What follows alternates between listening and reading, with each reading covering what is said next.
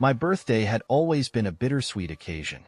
Growing up, my family had a habit of turning what should have been a celebration into a day filled with tension and drama. But nothing could have prepared me for what happened on my 25th birthday. That morning started like any other.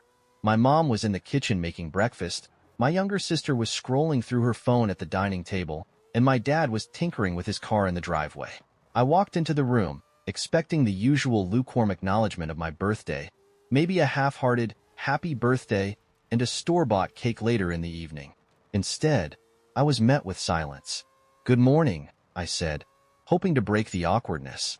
Mom glanced at me briefly before turning back to the stove. "Morning," she mumbled. I shrugged it off, figuring they were just distracted. But as the day went on, the coldness became impossible to ignore. No one said a word about my birthday. Not my mom, not my dad, not even my sister, who usually took every opportunity to rib me about getting older. By mid-afternoon, I couldn't take it anymore. "Is something wrong?" I asked, trying to keep my tone light. That's when my dad dropped the bombshell. "We need to talk," he said, gesturing for me to sit down. I sat at the dining table, anxiety knotting in my stomach. My mom joined us, her expression unreadable. "We've been thinking," my dad began. "It's time for you to move out." The words hung in the air like a punch to the gut. "Move out," I repeated, my voice shaky. "What are you talking about?" "You're 25 now," my mom said matter-of-factly. "It's time for you to take responsibility for yourself. We've done enough."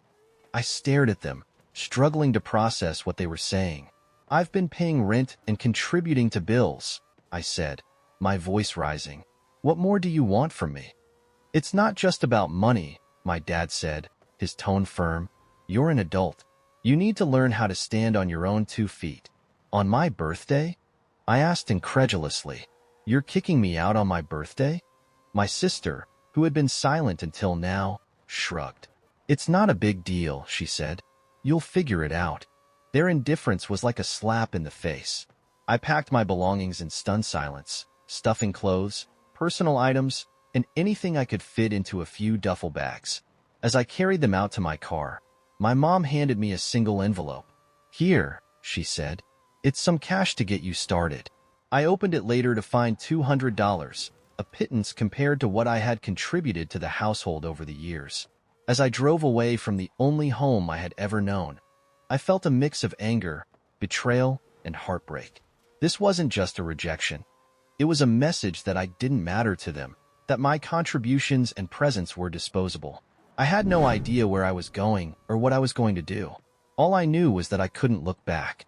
Driving away from my family's house felt like stepping into a void. My car was packed with everything I could grab, but emotionally, I had nothing. No plan, no clear direction, just a gnawing sense of betrayal. I pulled into the parking lot of a nearby grocery store and sat there for what felt like hours, staring blankly at the dashboard. The weight of what had just happened was overwhelming. My family, the people who were supposed to support and love me unconditionally, had turned me out without a second thought. I called my best friend, Jamie, desperate for someone to talk to. Jamie had been my rock through countless ups and downs, and I hoped they'd have some advice, or at least a place for me to crash. When Jamie picked up, I couldn't hold back the tears. "They kicked me out," I said, my voice trembling. "On my birthday. They just told me to leave." "What?" Jamie's voice was filled with disbelief. "Are you serious?" I don't even have words. "Where are you now?" "In my car," I admitted. "Come to my place," they said without hesitation. "We'll figure this out." Jamie's apartment wasn't big. It was a small one-bedroom with barely enough space for them, let alone an extra person. But they didn't hesitate to offer me the couch and a place to store my things. For the next few weeks, Jamie's apartment became my safe haven. I spent my days searching for affordable housing, applying for better-paying jobs, and trying to piece my life back together.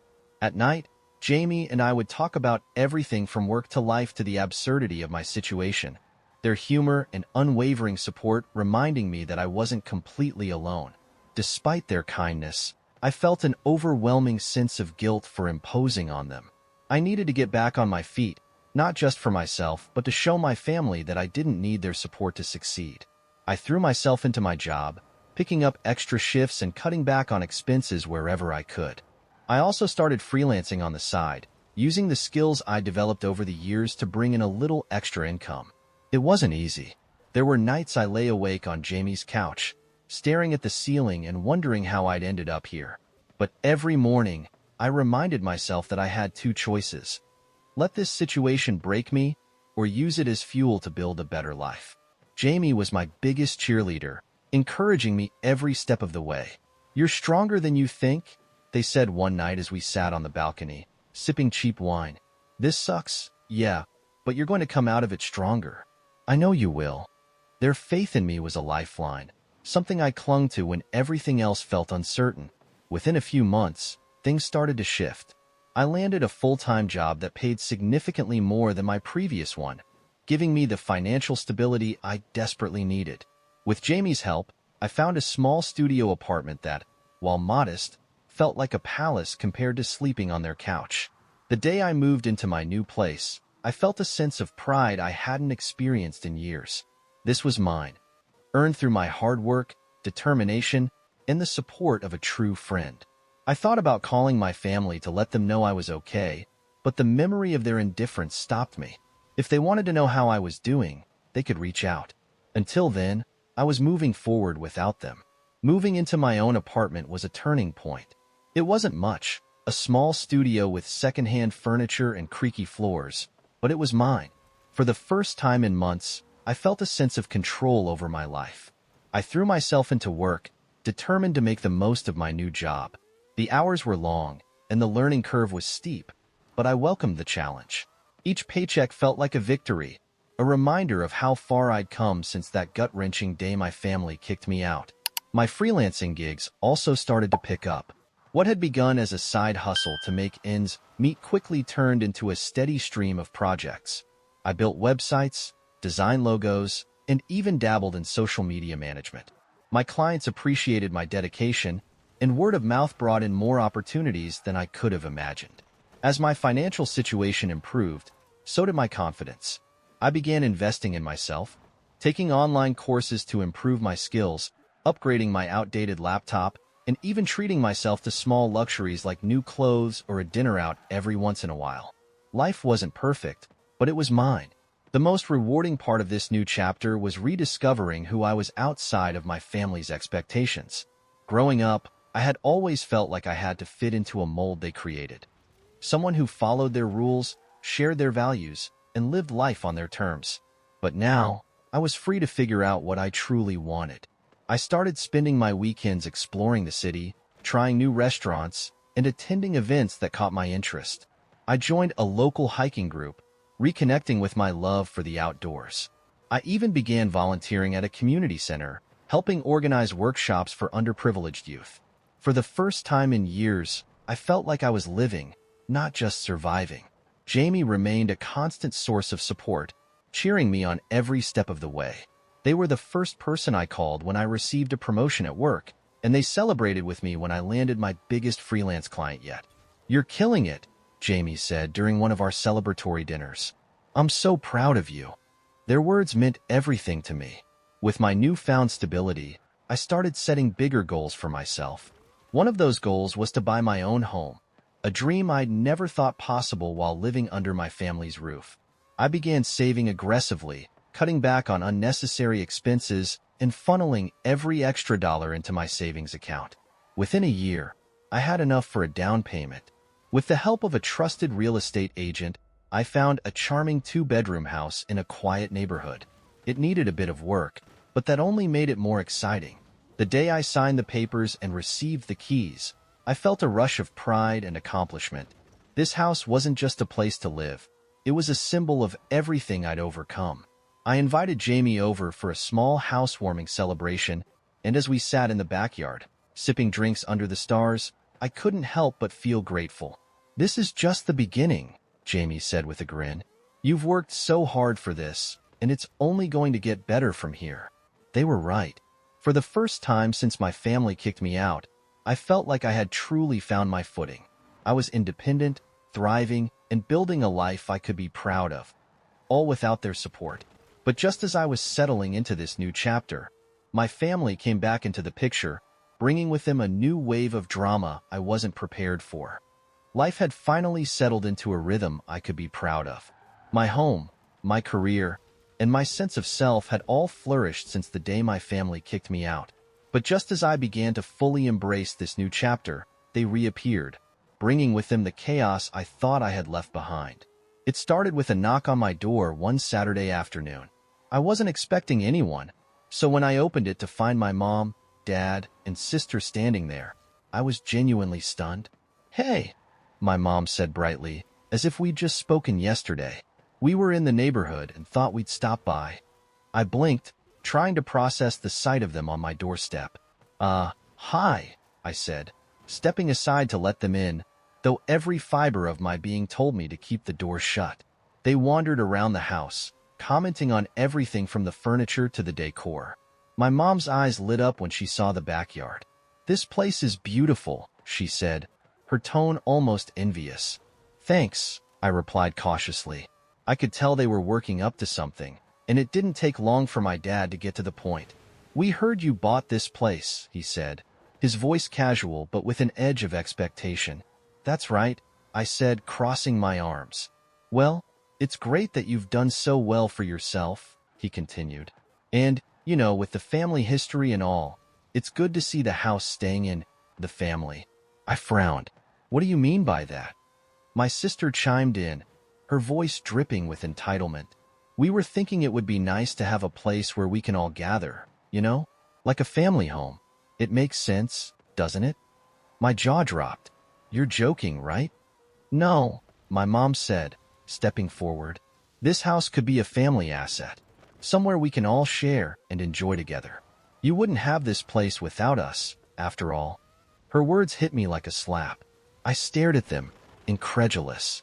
"You kicked me out on my birthday," I said, my voice rising. "You told me to figure it out on my own. And now you have the audacity to show up here and claim this as a family asset? Are you serious?" My dad's face hardened. "Don't be so dramatic," he said. "We did what we had to do to help you grow up. And clearly, it worked. You're doing well now because of us." "Because of you?"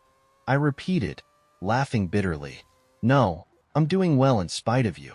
You abandoned me when I needed you most. Jamie had more to do with my success than you ever did." My mom looked taken aback. "We're still your family," she said. "And family should support each other." "Support?" I said, shaking my head. "Where was your support when I was sleeping on Jamie's couch? Where was it when I was working double shifts just to survive? You don't get to show up now and demand anything from me." The room fell silent. My sister shifted uncomfortably, but my parents didn't back down. "We're not demanding anything," my dad said, though his tone suggested otherwise. "We're just saying it would be nice if you thought about what's best for everyone." "What's best for everyone?" I repeated, narrowing my eyes. "You mean what's best for you?" They didn't respond, and I took that as my cue to end the conversation. "I think it's time for you to leave," I said, gesturing toward the door. My mom started to protest, but I cut her off. "This house is mine. I worked for it. I paid for it. And I'm not about to let you waltz in and claim it as your own." They left, their attempts at guilt-tripping falling on deaf ears. As I closed the door behind them, I felt a mix of anger and relief. It was clear that my family hadn't changed. They were still the same selfish people who had kicked me out without a second thought. But this time, I wasn't the scared, desperate person they had abandoned.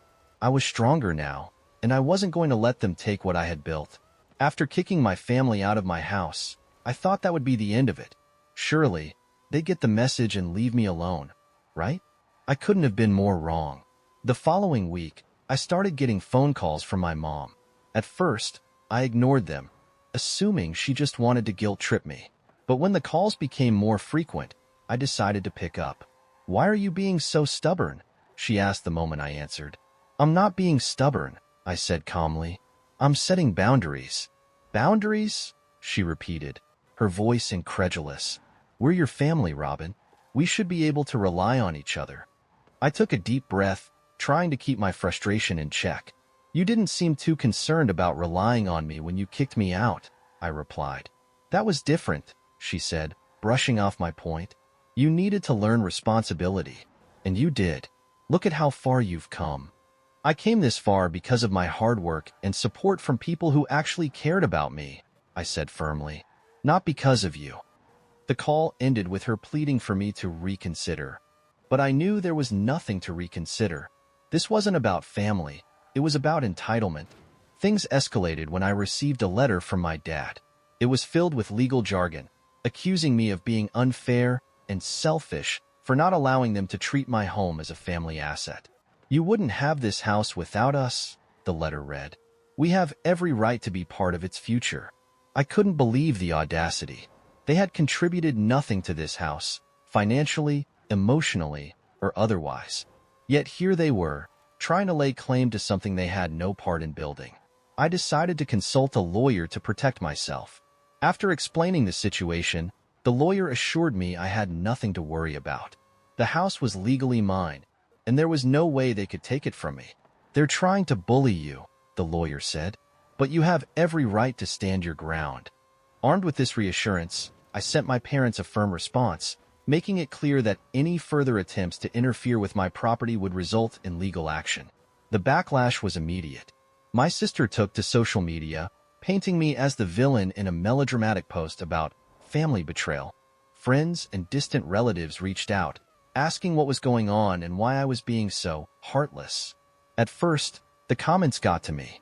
I hated being painted as the bad guy, especially when I knew the truth. But then I realized something important. The people who truly mattered knew my side of the story. Jamie, of course, had my back. Let them talk, they said. Anyone who believes their nonsense without hearing you out isn't worth your time. Claire, another close friend, echoed Jamie's sentiment. You don't owe them anything, she said. Don't let them manipulate you into thinking otherwise. Their support gave me the strength to stay firm. I ignored the calls, the messages, and the drama online. Every time they tried to twist the narrative, I reminded myself of how far I'd come and how hard I'd worked to get here. Eventually, the noise started to die down.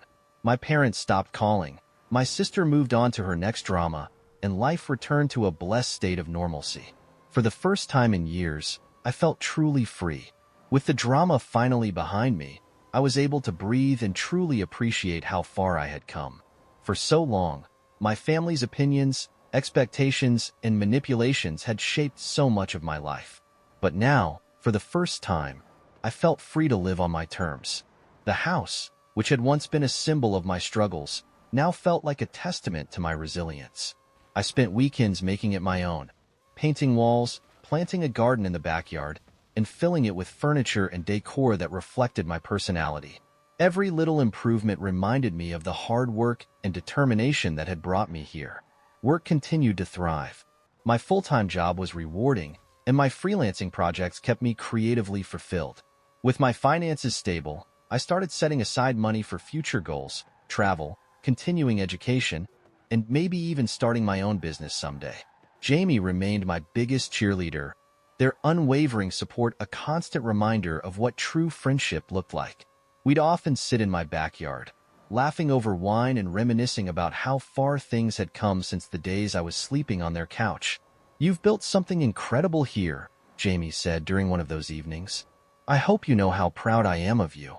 Their words meant everything. Despite everything my family had put me through, I realized I no longer carried the anger and bitterness that had once consumed me. It wasn't forgiveness, not entirely, but it was acceptance. I couldn't change who they were or what they had done, but I could choose how much power I allowed them to have over my life. I decided not to reach out to them. If they ever wanted to apologize and genuinely make amends, I might be open to a conversation. But until then, I was content with the peace I had found. One day, as I was cleaning out some old boxes, I came across a photo of my family from years ago. We looked so happy, so connected, like nothing could ever tear us apart. Seeing that photo didn't make me sad. Instead, it reminded me that while I couldn't control the past, I could shape my future. Looking back, I realized that being kicked out was both the worst and best thing that had ever happened to me. It forced me to grow in ways I never thought possible, to find strength and independence I didn't know I had. If there's one thing I've learned through all of this, It's that we are not defined by the people who let us down.